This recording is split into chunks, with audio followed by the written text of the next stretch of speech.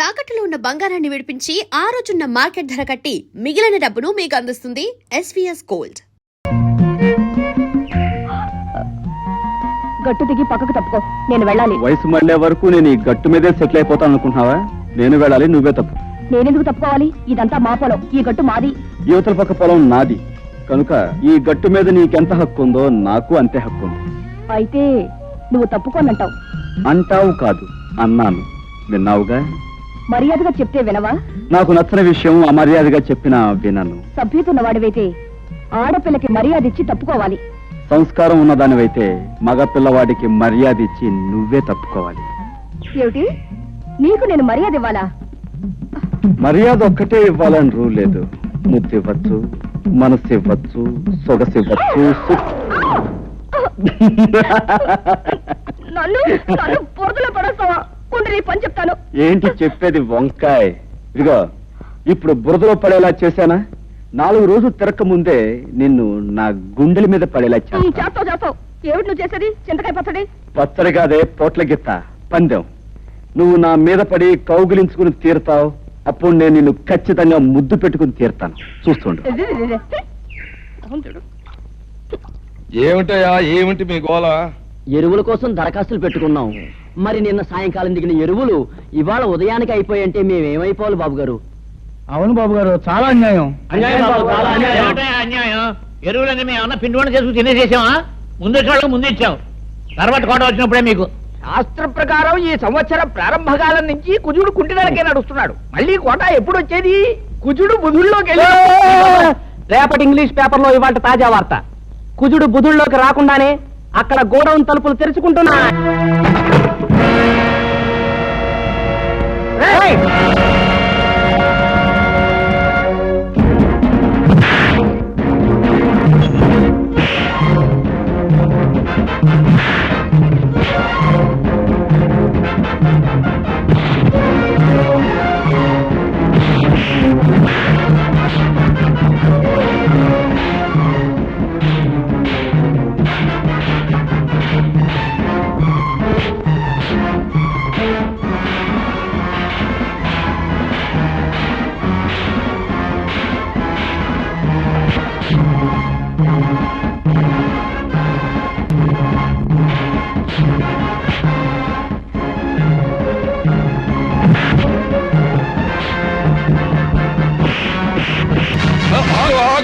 ఏంటి అల్లరి?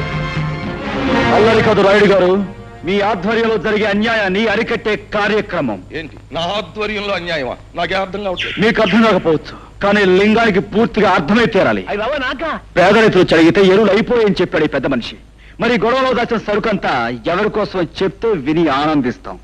ఏమయ్యా లింగం, నాతో కూడా ఎరువులు అయిపోయాయనే చెప్పావు, మరి ఆ మూటలన్నీ అలా దాచుంచావు. అదేంటండి బాబు, తమతో చెప్పాకే. అదేంటండి తెలియనట్టు నూనెత్తే ఉంటారు. ఇదే కుర్రోళ్ళ చెట్టు ఇక్కడే గోయిదేంచి కప్పెట్టించేస్తారు. పంతులా అయ్యా ఒక కాపుగా చూడారి బాబు, నీలాగే నేను అన్యాయాన్ని అధర్మాన్ని సహించలేను. మా లింగం పేద రైతులను ఇలా మోసం చేస్తున్నాడని నాకు ఇప్పుడే తెలిసింది. ఇంకెప్పుడు ఇలా జరగనివ్వను. ఇప్పుడున్న ఎరువులన్నింటినీ పేదలైన రైతాంగానికి వెంటనే పంపిణీ చేయించేస్తాం. చాలా సంతోషం. మీరు మంచివారని విన్నాను. ఇప్పుడు మీ మాటల ద్వారా అది నిజమని తెలుసుకున్నాను. పునరావు, మనం వచ్చిన పని పూర్తయింది, వెళదాం పదండి. ఇది ఎక్కడ దారుణం అండి? దాచి ఉంచు, బ్లాక్ లో అమ్ముకుందామని చెప్పింది మీరేగా. అందరి ముందు నన్ను వ్యర్థం చేశారు. అబ్బా, మరి ఊరికి అలా గిజ్జు పోకయా? ఆ కరోనా కొడుకుల ముందు మొత్తం అంతా ఎదవలం అయిపోవడం ఎందుకు? నిన్ను ఒక్క చెప్తే సరిపోద్ది కదా అని అలా అన్నావు. ఓసే సుబ్బులు, గెలవలేని వాళ్ళు ఉత్త పుణ్యానికి రెచ్చిపోయి పందాలు కాసేయకూడదే. నేను ఇప్పుడు ఏం పందెం కాసానే? కాసేవని కాదే, ఎప్పుడైనా కాసే ముందు గుర్తుంచుకో. నేనెవరినైనా ముద్దు పెట్టుకుంటాను అన్నాననుకో, పెట్టుకొని తీరతా. అది పందెమంటే.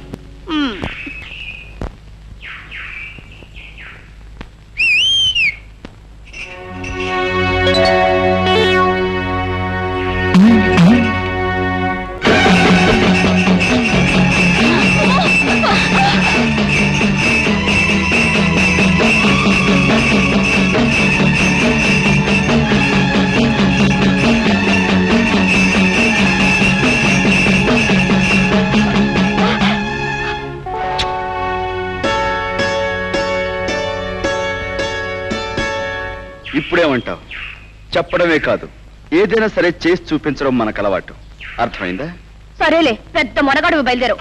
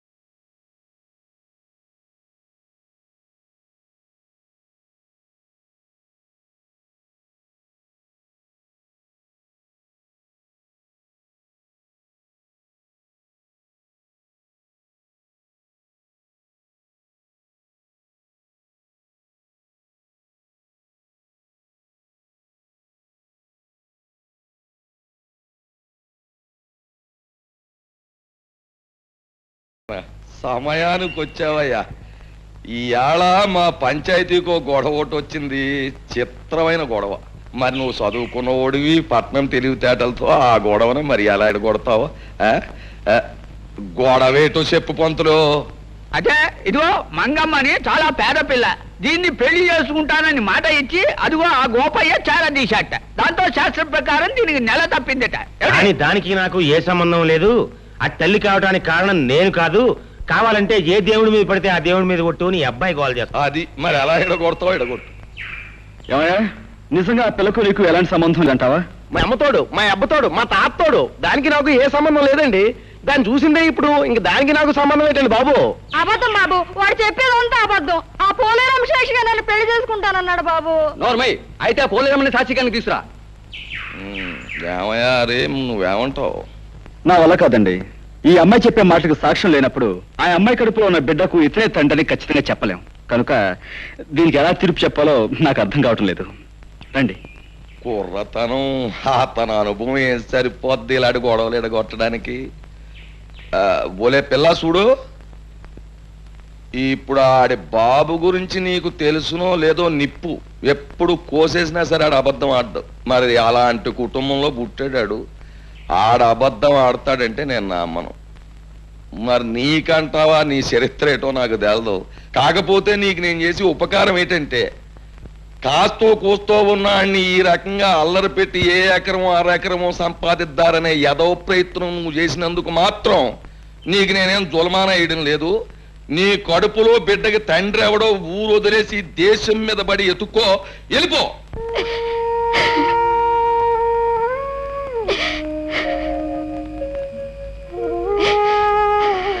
అక్క అక్క మన తిరణాల్లో కొన్న లాటరీ టికెట్ కి 5 లక్షలు వచ్చాయి. వచ్చే మంగా నువ్వు ఎంత అదృష్టవంతురాలివే. ఆ డబ్బుతో పొలాలు కొనుక్కోవచ్చు, గొడ్డు గోదా కొనుక్కోవచ్చు, పెద్ద ఇల్లు కట్టించుకోవచ్చు.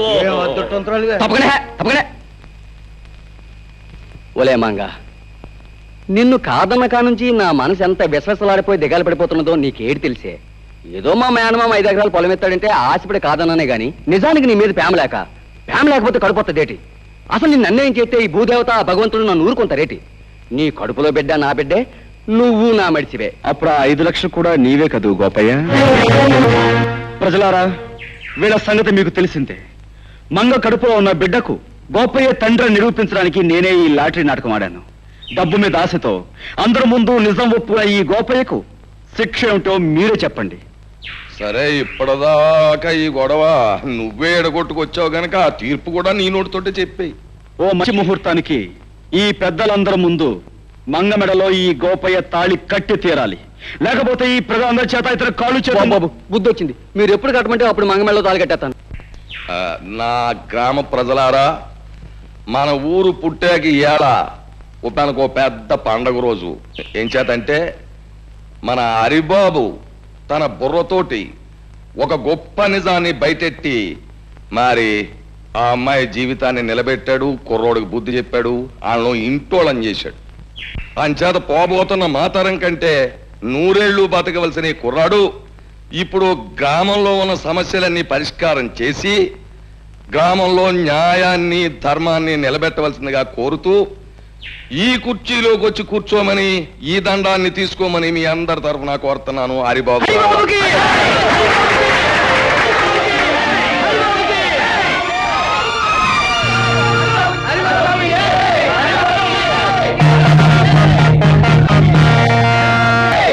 బాబు హరి, 10 మంది కోసం పాటుపడే నిన్ను ఆ భగవంతుడు చల్లగా చూడాలి.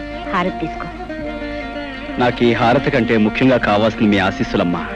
ఊరందరికీ ఉపకారం చేసి నా లక్ష్యం నెరవేర్చుకోవాలంటే ఆది దంపతులంటే మీ ఇద్దరి దీవెనలో నాకు కావాలి. లే బాబు.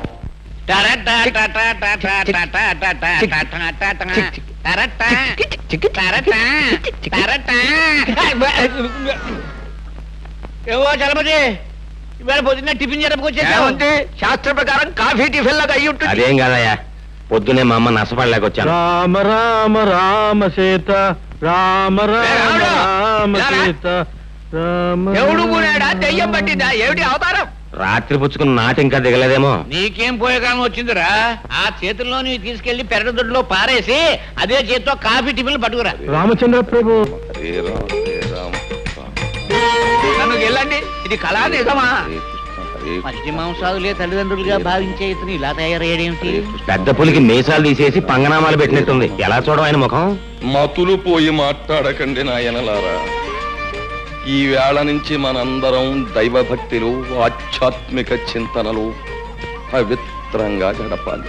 అయ్యా, ఈ విషయంలో మమ్మల్ని వదిలేయండి. కాదు నాయన, ఇన్నాళ్ళు మనం స్వల్పమైన సుఖాల కోసం, ఆస్తుల కోసం, పదవుల కోసం పాకులాడాం. ఊరు బాధ్యతనంతా యువకుడైన హరికి అప్పగించేశాక ఇక ఈ శేష జీవితాన్ని రామనామస్మరణలో గడపాలి అని నిర్ణయించుకున్నా. ఈ నిర్ణయం స్కీమింగ్ మంచిదే, నేను వస్తాను. ఉండు, ఈవేళ పొద్దున్న మా ఆవిడ అవుతానండి, నేను వెళ్ళాలి. పంతవారం అమ్మాయికి పెళ్లి ముహూర్తం పెట్టాలి. ఆగండి, ఒక్క అడుగు కూడా ముందుకు వెయ్యడానికి వీల్లేదు నాయనలారా. నాతో పాటు మీ అందరూ కూడా రామనామ సంకీర్తనంలో పవిత్రంగా బ్రతుకుతారు ప్రభు అని ఆ శ్రీరామచంద్రుడికి నేను మొక్కేసుకున్నాను. పదండి. అదేమిటి పూజారి గారు, స్వామివారి విగ్రహంలా అలా దిగుసుకుపోయారు? మా హరిబాబు పేర స్వామివారికి అర్చన చేయించండి. అలాగేనండి. రామ, కోదండ రామ, చీకట్లో బతుకుతున్న మాకు హరిబాబనే దీపాన్ని ప్రసాదించి వెలుతుర్నిచ్చావు. మాకు ఊరికి ఎంతో ఉపయోగపడుతున్న ఆ చిరంజీవిని 10 కాలాల పాటు చల్లగా ఉండేలా ఆశీర్వదించు స్వామి. అనందయ్య, రామా.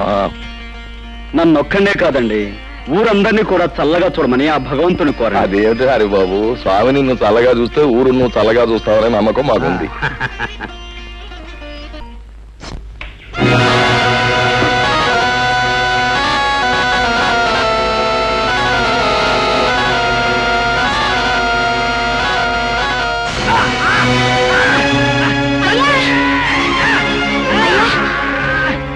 ఏమైందయ్యా? అయ్యో, మా ఆయన పాము కట్టేసింది. రక్షించండి బాబు, రక్షించండి బాబు. ఏంటమ్మా, ఏం జరిగింది? మా ఆయన పాము కట్టేసింది.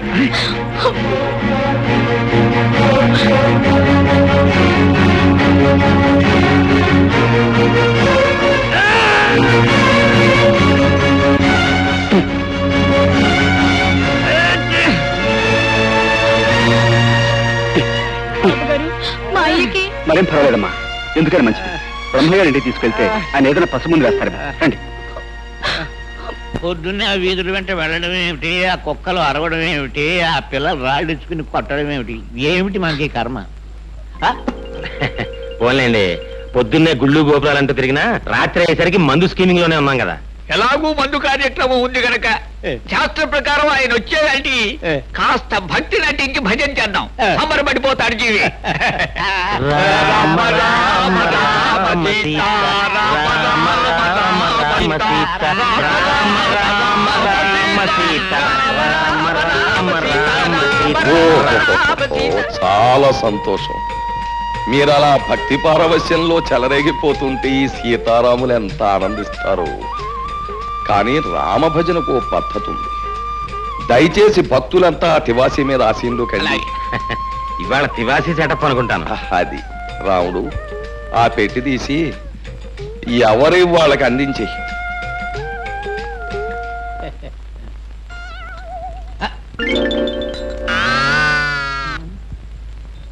రామచంద్ర ప్రభు, ఏమిటండి బాబు ఇవి? చిడతలు తాళాలును. ఎందుకండి? పసందుగా భజన సాగించడానికి అవసరమైన సంగీత సామగ్రి. వీటితో మేమంతా భజన చేస్తాం. మరి మందు? ఛీ, రామభజన చేసే నోటితో మందు అని అడగడానికి సిగ్గులేదు నీకు? ఈ వేళ నుంచి ఆ నీచము క్షుద్రమైన పానీయాన్ని వదిలేశాం. భజన కాగానే శ్రీవారి పాదతీర్థం, ఆ తర్వాత చల్లటి కొబ్బరి నీళ్ళు. అమ్మో, నా కడుపులో పోట్లు వస్తున్నాయి, నేను ఇంటికి వెళ్ళిపోతాను. పోట్ల ఎందుకయ్యా, ఇంటికి అలా కూర్చో, మన పెరట్లో ఆబోతుంది. ఉత్సాహంగా వచ్చి 2 పోట్లు ఇస్తున్న పొట్టలో ఎక్కడదక్కడ చదువు. బాబు, తాళాలు ఇస్తే నేను ఇంటికి వెళ్ళి భజన చేసుకుంటాను బాబు. ఇంటికా? వ్యక్తిగతంగా భజన చేస్తే ముక్తి మోక్షం లభించవు నాయన. భజన అనేటటువంటిది ఎప్పుడు కూడా ఒక చోట కూర్చుని ప్రశాంతంగా సామూహికంగా చేసినప్పుడే దాని ఫలితం. మర్చిపోయాను, రేపటి నుంచి ఇదే వేళకి ప్రతిరోజు ఇక్కడ భజన కార్యక్రమం ఉంటుంది. ఒకవేళ ఎవరికైనా ఒంట్లో జ్వరం వచ్చి గాని, కడుపులో పోట్లు వచ్చి గాని, నీరసంగా ఉండి గాని, భజనకు హాజరు గాని పక్షంలో నేను మాత్రం రాను. 1 గంట అటు ఇటులో ఆబోత్ వచ్చి మిమ్మల్ని పరామర్శిస్తుంది. పంతులు, మొదలు పెట్టు. రామ